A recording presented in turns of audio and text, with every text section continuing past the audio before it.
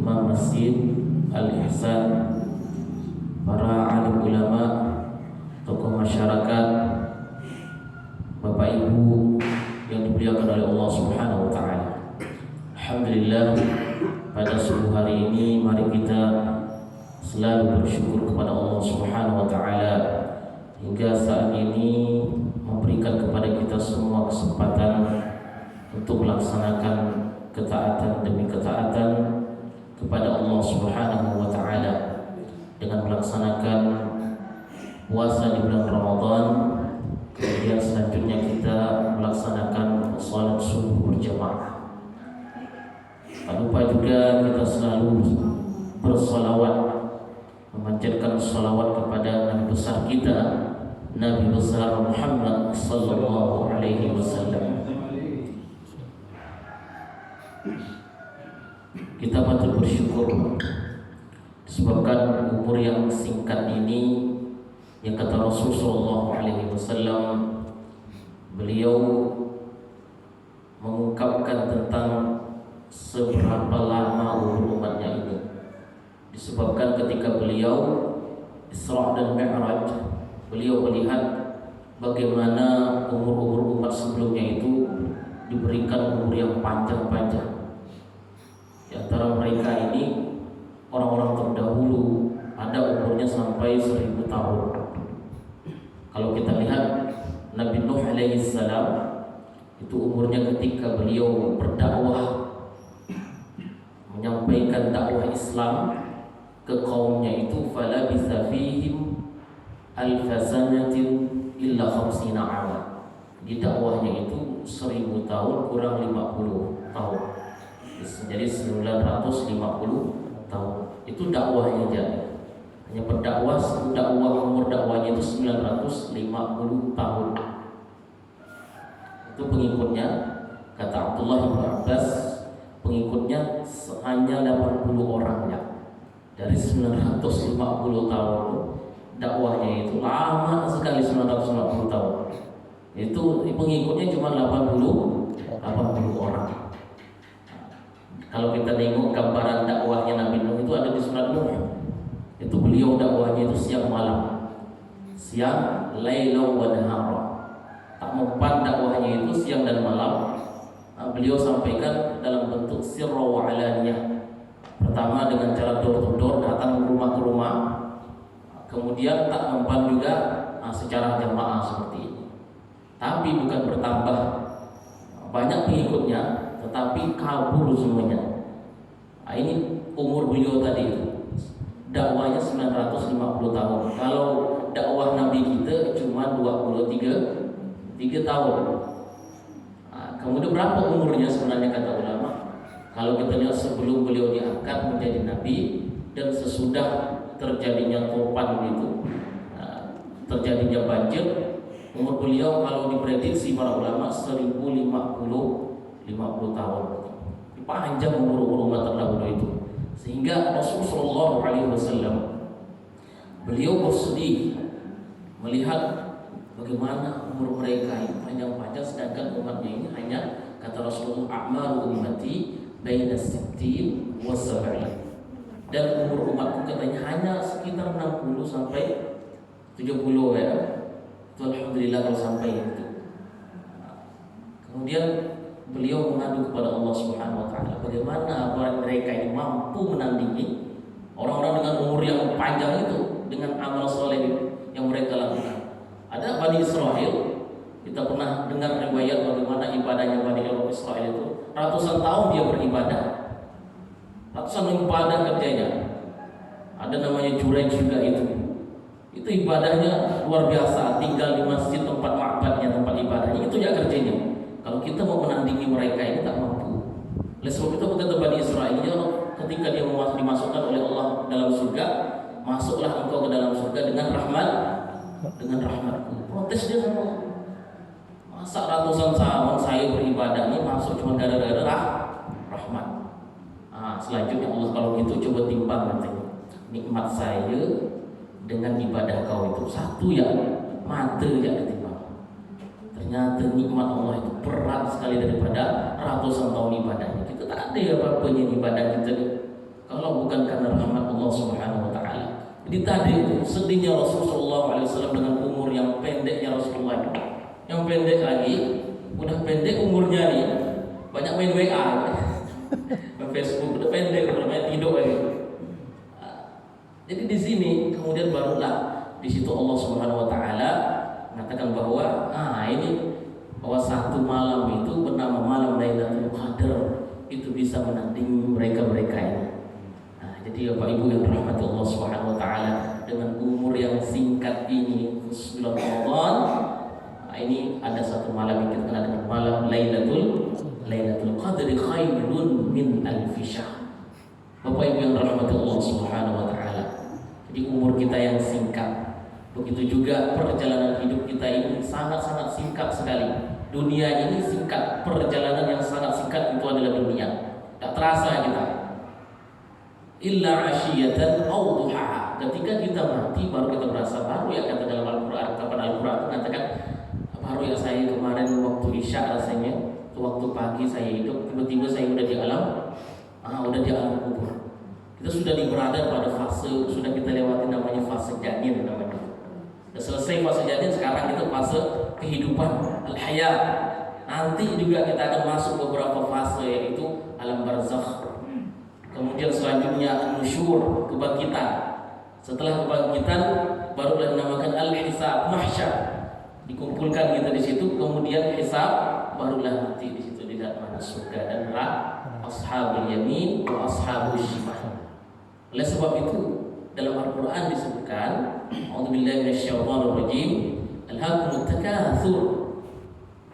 Ini alhaakumut takatsur. Apa yang membuat kita ini berleha-leha, mengumpulkan harta banyak-banyak? Ya'lamu annamal hayatud dunya la'ibun wa lahwun wa zinatun wa tafakhurun bainakum wa takathurun fil amwali wal aulad. Tahuilah annamal hayatud dunya la'ibun wa lahwun. Sanda gurau, main-main lahun, wa zinatun wa tafakhur, berbangga-bangga, wa takathurun fil amwali wal aulad, memperbanyak harta, memperbanyak anak, sehingga alhaakumut takatsur hatta zurtumul maqabir. Baru kita sadarlah ketika masuk dalam kubur ya Allah. Baru kita mengatakan ya laitani qaddamtu li hayati. Ya laita itu dalam ungkapan bahasa Arab itu angan-angan yang tak mungkin akan bisa dicapai. Angan-angan yang telah lalu tak mungkin kita dapat lakukan kembali. Qaddamtu li hayati, saya mampu mempersembahkan amal soleh untuk hayat saya sekarang. Ya lain, tapi tak bisa lagi. Fa asaddaqa wa akum minas salihin, katanya dalam surat Al-Munafiqun itu. Kalau Allah mau membangkitkan saya kembali, saya akan berbuat atau bersedekah dan saya akan memperbanyak amal soleh. Dan akhir ayat itu mengatakan sawfa latus'alunna yawma idzin 'anil na'im. Jadi sekecil apapun yang kita diberi nikmat oleh Allah itu, bentuknya itu, bentuk apapun, sekecil apapun yang kita lakukan, nikmat apapun yang kita dapatkan dari Allah Subhanahu wa taala, min aina tasabahu wa fima anfaqahu. Dari mana dia dapatkan harta itu? Dari mana dia dapatkan? Dari yang halal atau dia dapatkan atau dari yang haram, semuanya akan ditanya. Tak cukup di situ. Bukan hanya sekedar kita ngambil dapat hartanya itu ya, tetapi bagaimana kita infakkan, kita keluarkan. Apakah kita keluarkan dalam bentuk yang halal, dalam bentuk amal soleh, atau lain itu. Maka di sini saufa la tus'alunna yawma idzin 'anil na'im. Ini ketika Rasulullah SAW beliau dalam kondisi yang sangat lapar, sahabat juga dalam kondisi yang lapar, kemudian beliau diundang oleh salah seorang sahabat. Ketika para sahabat dan Nabi mau makan, beliau mengatakan, "Saufa la tus'aluna yawma idzin 'anil na'im." Demi Allah, apa yang kau makan nih nanti Allah akan pertanyakan. Maka ikhwatul iman, Bapak Ibu yang dirahmati Allah Subhanahu wa taala. Jadi ini merupakan fase kehidupan kita. Kemudian kenikmatan juga sangat sementara. Selanjutnya penderitaannya juga sementara. Tidak ada pesta melainkan itu akan berakhir. Oleh sebab itu ketika Rasulullah SAW beliau menuju pemakaman salah seorang sahabat Ansar. Ketika sahabat tersebut digalikan kuburnya, nah beliau duduk-duduk di atas pemakaman itu, kemudian beliau mengambil satu batang kayu dan mengorek-ngorek tempat itu. Beliau korek-korek tempat itu, tanah itu, sekali-kali beliau memandang ke atas dan ke bawah selama 3 atau 2 kali. Nah, beliau mengatakan, berdoalah kepada Allah Subhanahu wa taala, mudah-mudahan Allah menyelamatkan kalian dari azab kubur. Allahumma inni a'udzubika min adzabil qabr. Nah, maka kalau kita selesai tahiyat itu ada doanya, Pak.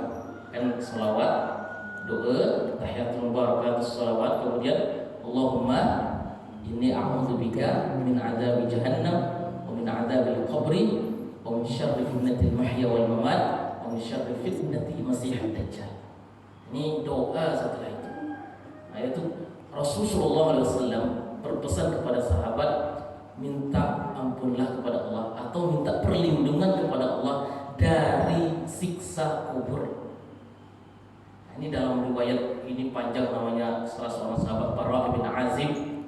Bara bin Azib meriwayatkan bagaimana kondisi orang yang sudah mati di dalam kubur itu. Nah, ini kondisinya sampai-sampai ada salah seorang sahabat yang kita kenal, Utsman bin Affan. Ini punya pembantu namanya Hani. Beliau terheran-heran sama yang namanya Utsman bin Affan.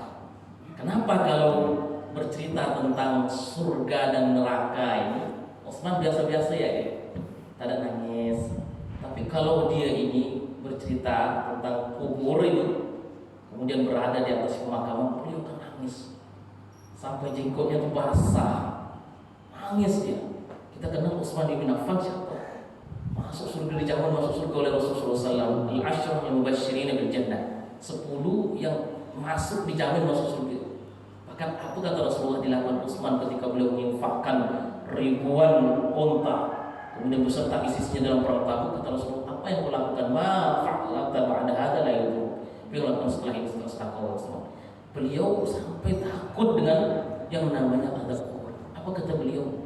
Saya mendengar Rasulullah SAW bersabda, Innal qabra awal manazilil akhirah. Sungguhnya yang namanya kuburan ini, Bapak Ibu, adalah awal persinggahan kita menuju akhirat. Faman naja minhu fama ba'dahu aisar. Barang siapa selamat di alam kubur ini, maka setelahnya itu akan mudah. Ini ujian kita di dalam itu, di situ ujian sebenarnya. Barang siapa katanya tidak faman lam yanju, tak selamat di situ, maka fase selanjutnya yang namanya mahsyar, 50.000 tahun kita berdiri, yang namanya jarak matahari antara kita itu 1 mil ya. Ada kata di situ cuma 1 batang celak gitu. Ini panas sekali. Maka ini ujian pertama itu, kata Rasulullah SAW, faman naja minhu faman lam yanju minhu. Barang siapa yang tak selamat, sulit nanti, sangat-sangat sulit. Maka selanjutnya, ketika seorang mayit itu dimasukkan ke dalam kubur, maka di situ akan datanglah dua malaikat Munkar dan Nakir mempertanyakan. Apa pertanyaannya itu? Nah, ini menrobukannya 3 pertanyaan ya, Pak. Kalau di dunia kan kita ujian banyak pertanyaan gitu. Perlu kita contohkan dulu, ya kan? Kalau bisa belajar loh gitu. Nah, tapi kalau nanti di kuburan itu tak panjang kalau pertanyaan itu. Tak berlembar-lembar yang harus kita jawab. Cuma 3 nih, man rabbuka. Kemudian wa ma dinuka, wa man nabi, wa man nabiyuka. 3-nya.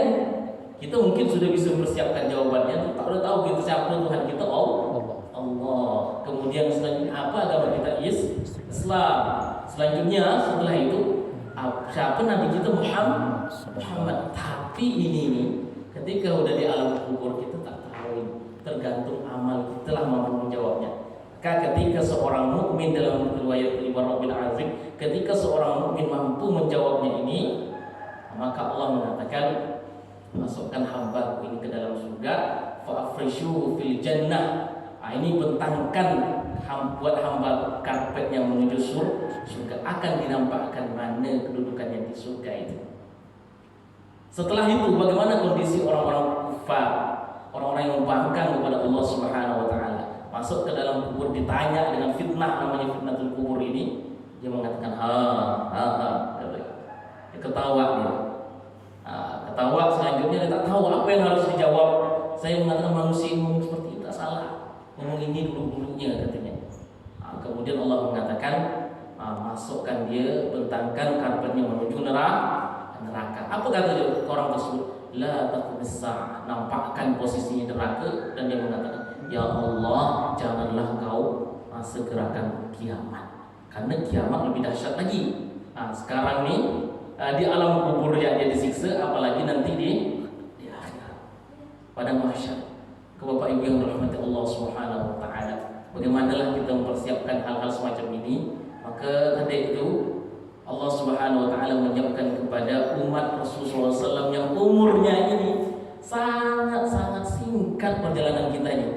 Sangat-sangat singkat, maka perjalanan tersebut harus kita maksimalkan sebaik-baiknya. Taubatlah kita kepada Allah Subhanahu wa taala. Wa tubu, kata Allah, wa tubu ilallahi jami'a. Bertaubatlah kalian semuanya. Bertobatlah kalian. Pintu selebar-lebarnya, seluas-luasnya dalam agama kita ini adalah pintu taubat. Siapa pun masuk silakan. Nah, kita berdosa apapun, setinggi-tingginya dosa kita, sebesar-besarnya, seluas-luasnya lautan, masih besar dosa kita. Ada saat di zaman Bani Israel itu pernah bunuh berapa orang? 99 orang. Dia datang kepada seorang ahli ibadah, terima tak taubat saya, katanya. Apa orang ahli ibadah mengatakan, tak terima taubat kau, dibunuh ahli ibadah. Zaman benar agak kalau tak terima, bila dibunuh genap jadi 100. Akhirnya dia itu bertemu dengan alim ulama, mengatakan kau harus pindah dari tempat kau, hijrah sana. Di pertengahan jalan mati orang ini. Ini malaikat rahmat dengan malaikat azab itu berebut. Kata malaikat azab, ini belum dia taubat, tak pernah sujud, tak pernah ngapa, baru niat dah. Ini nyaman benar mau masuk surga, tarik orang masuk neraka. Kata malaikat rahmat, dia ini sudah berniat untuk berniat taubat. Diukurlah itu, Allah perintahkan supaya tanah itu bergeser menuju perkampungan yang akan dituju, itu tempat hijrah. Akhirnya di situ diterima taubatnya oleh Allah. Ada juga seorang wanita yang datang kepada Nabi, ya Rasulullah, fatahhirni, ya Rasulullah, ini sucikanlah saya. Kenapa? Karena saya sudah berzina, ya Rasulullah. Saya sudah berzina. Ini besar sekali dosanya berzina. Ngaku agak kepada Nabi. Konsekuensinya apa? Konsekuensinya tuh dia akan, orang yang berzina dalam Islam, apabila dia ini sudah menikah, maka dia akan dirajam. Datang kepada Nabi, ya Rasul, saya sudah berzina. Ini tandanya saya sudah hamil. Kata Rasulullah SAW, kau masih waras apa enggak? Kalau waras tak mungkin kau ngaku seperti ini. Kata sahabat, perempuan ini waras ya Rasul. Kalau gitu balik. Balik. Tunggu nanti kalau kau sudah melahirkan, bawa lagi, datang lagi ke sini. Setelah melahirkan ternyata datang lagi perempuan itu. Maksud Rasulullah itu, kalau sudah balik, taubatnya kepada Allah, tidak perlu lapor-lapor ke saya. Karena ke kita nih, kalau kita ada dosa tak perlu melapor ke orang. Saya dulu nih pernah preman misalkan juga ya, pernah ini itulah, cerita bangga dia. Ini ingat Pak, kalau kita pernah ceritakan dosa gitu sama orang, itu tandanya kita tak diterima taubat kita. Karena Allah itu sudah menutup dosa kita. Jangan kita umbar dosa.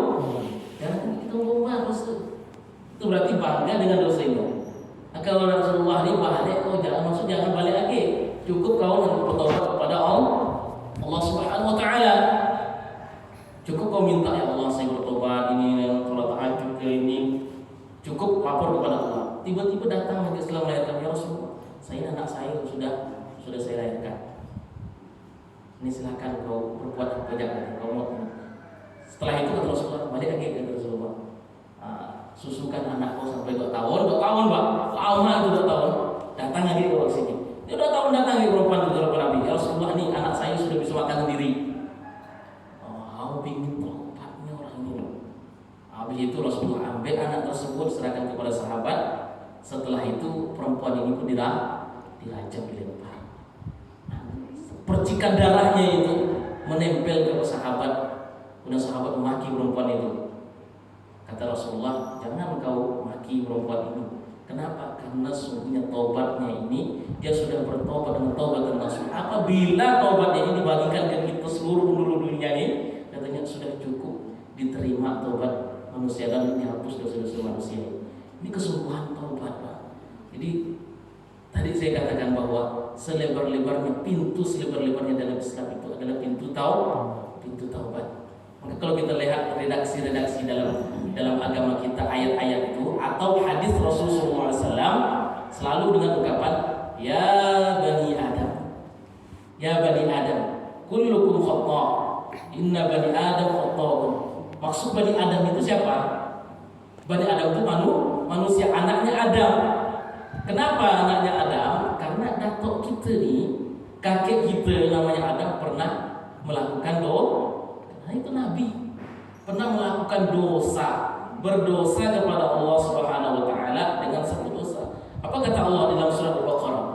La taqrabu hadhihi asy-syajarah. Jangan sekali-kali kau dekati satu pohon ini, satu ya. Itu kadang satu nih membuat kita penasaran. Ini tak boleh kita lakukan, tapi kita penasaran. Maka Adam ini digoda oleh setan, kau dekati pohon itu tersebut, maka kau akan menjadi makhluk yang kekal di surga. Itu janji setan itu.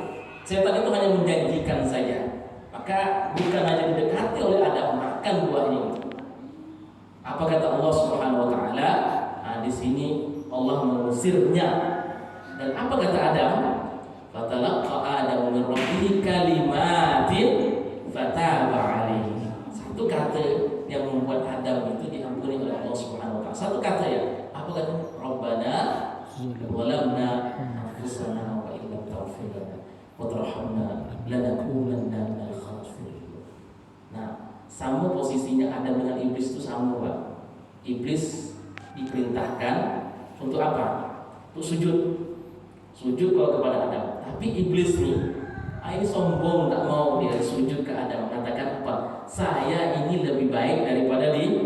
Ini kalau kita muncul dalam hati kita nih, ada unsur-unsur seperti ini, saya lebih baik dari dia. Yang ceramah nih, kecil si muda. Nah itu, jadi penyakit hati ini bisa masuk ke dalam hati kita. Inilah bermula penyakit hati lah yang menyebabkan manusia itu masuk neraka. Apapun bentuknya penyakit hati ini akan menimbulkan kerusakan-kerusakan setelahnya.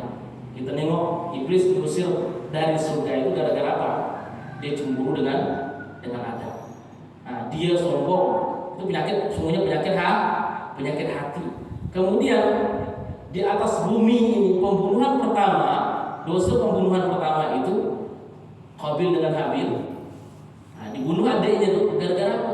Iri kepada adiknya, karena adiknya diterima oleh Allah Subhanahu wa taala persembahannya, tapi dia tidak. Maka apabila penyakit hati ada dalam diri kita ini yang menyebabkan manusia ini tak diterima taubatnya, maka kita membersihkan hati kita ketika taubat.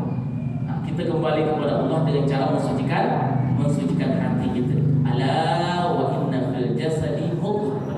Sungguhnya dalam jasad kita ini ada satu daging.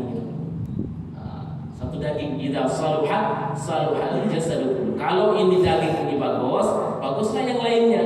Maksudnya kalau daging ini bagus, maka semua amalan zahir, amalan yang nampak itu bagus. Misalkan kita beribadah, seharusnya ibadah sholat kita ini harus ikhlas. Ini kan bersumber awalnya dari hati. Kalau hati kita ikhlas, maka ibadah zahir tadi itu, sholat kita pun betul kan? Nah, tapi kalau misalkan zahir nampak bagus, tetapi yang namanya batinnya tak bagus, akan diterima. Kan harus ikhlas. Nah, harus yang zahirnya sesuai dengan Nabi, petunjuk Nabi SAW.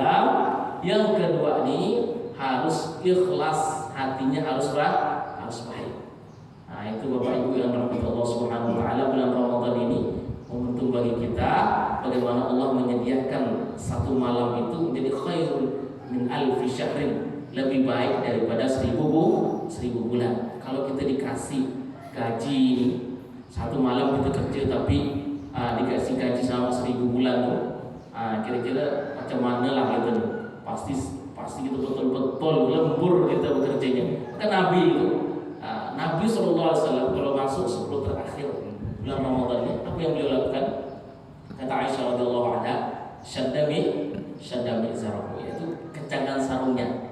Beliau tak akan tidur. Aiqadha ahlahu, dia bangunkan keluarganya.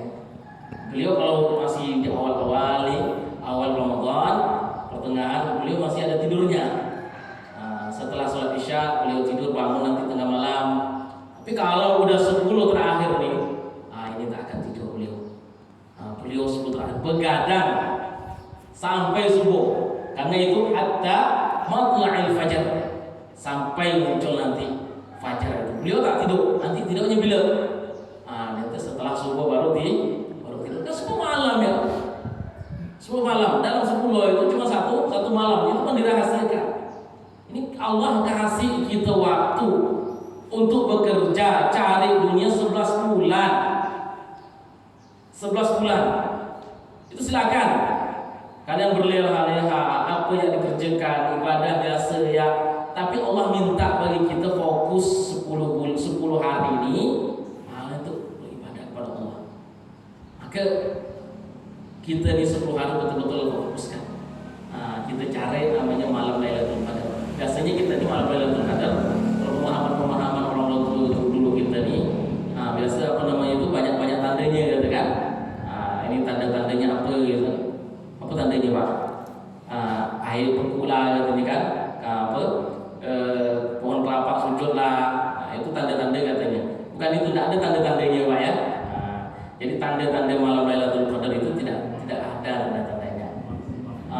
Cuman itulah kita disuruh semuanya itu malam 10 terakhir bulan Ramadan ini disuruh fokuskan itu. Bagaimana tandanya? Itu nanti di waktu fajarnya, baru setelah fajar baru nampak lah. Ini apa yang kita lakukan? Ini qiraatul Quran, baca Al-Quran. Sebagaimana syahrul Ramadan alladzi unzila fihi Al-Quran. Bulan Ramadan itu adalah bulan diturunkan Al-Quran. Mulianya Ramadan itu, mulianya bulan puasa itu, bulan Ramadan kita kenal karena di situ ada Al-Quran. Coba ada Al-Quran diturunkan di situ. Karena Al-Quran itu diturunkan secara keseluruhan dari dari Lauhul Mahfuz sampai ke langit dunia namanya Baitul Izzah, itu 130 juz itu secara keseluruhan. Di mana di malam apa? Yaitu malam Lailatul Qadar. Lailatul Qadar itu satu. Setelah itu barulah turun ke dunia ini bertebaran beberapa ayat dalam surah itu. Itu sesuai dengan kejadian-kejadian. Maka turunnya Al-Quran itu disambut oleh para malaikat. Tanazzalul malaikatu war-ruh. Turun disambut pada malam tersebut para malaikat, Pak. Itu gerombolan turun pada malam itu, satu malam itu. Bergerombolan, tanazzalul malaikatu war-ruh. Fiha bi'izni rabbihim. Turun sama kemudian Jibril. Ini selanjutnya apa yang kita mohonkan pada malam tersebut, insya Allah malam ini akan diampunkan dosa-dosa kita. Apa kata Aisyah radhiyallahu anha? Ya Rasulullah, seandainya saya bertemu malam itu, apa yang saya baca? Apa yang kita doa gitu Pak? Kalau ketemu dengan Allahumma innaka afuwun karimun tuhibbul afwa fa'fu anna. Allahumma innaka afuwun karim tuhibbul afwa fa'fu anna. Singkat ya, itu yang kita baca. Itu baca, intinya doanya itu.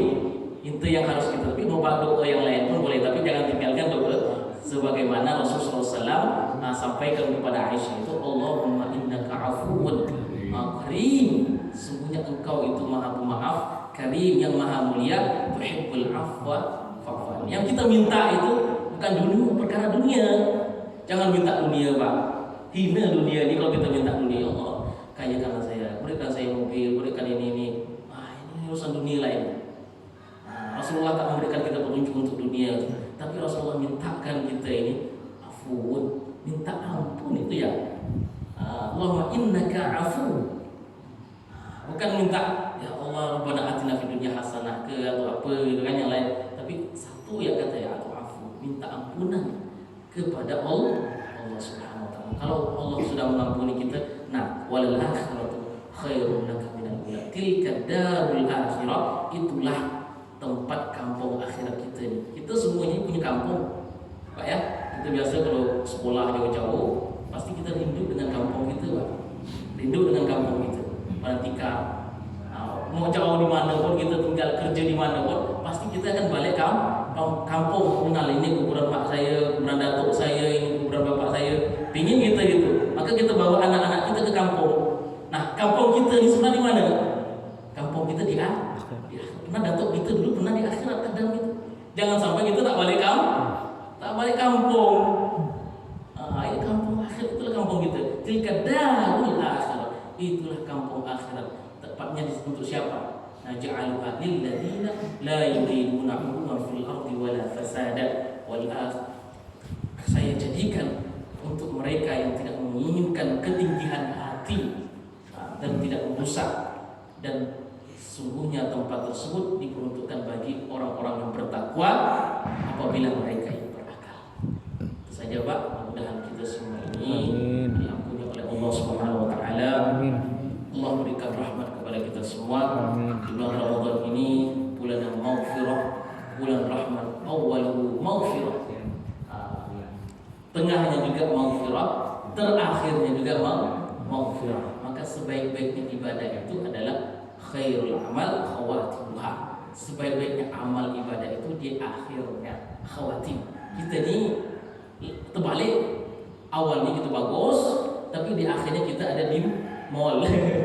Nah, terakhirnya kita di pasar jadinya belanja, ya kan, terakhirnya. Padahal pada terakhirnya lah itu kita disuruh sungguh-sungguh. Mudah bagi kita sekarang kalau mau pesan namanya baju ke kue ke tinggal online ya Pak ya. Shopee. Tinggal datang dulu tikap di masjid nih, Masjid Al Ihsan, tikap bawa HP, pesan Shopee baju, nanti tentang. Gampang Pak ya. Dulu orang apa nama mak-mak kita dulu betul-betul buat apa nama buat cari kayu bakar lah, kan arang lah ya. Kemudian menghidupkan kompor ini yang macam begadang untuk buat lepat-lepat, buat ini tupat. Tapi sekarang gampang lah kita. Tinggal 11 bulan kita nyari duit Pak. Untuk apa gitu? Untuk sekarang lah. Kita cari itu pesan online, gampang datang ke rumah kita, fokuskan ibadah pada 10 terakhir. 10 terakhir. Masya Allah, ini kalau kita betul-betul Pak, Masya Allah, ini jadikan ibadah kita. Kata Rasulullah SAW dalam bentuk sholat itu, sholli sholatal wadi, jadikan ibadah kita ibadah perpisahan. Jadi perpisahan ini mungkin kita tak tahu nanti setelahnya masih tutup puasa benda nih, ya kan? Kita tahu gitu Pak. Tapi kita berdoa sebagaimana para sahabat itu berdoa, mudah-mudahan dipertemukan lagi bulan Ramadan. Alhamdulillah saja, jazakumullah khairal jazaa. Assalamualaikum warahmatullahi wabarakatuh.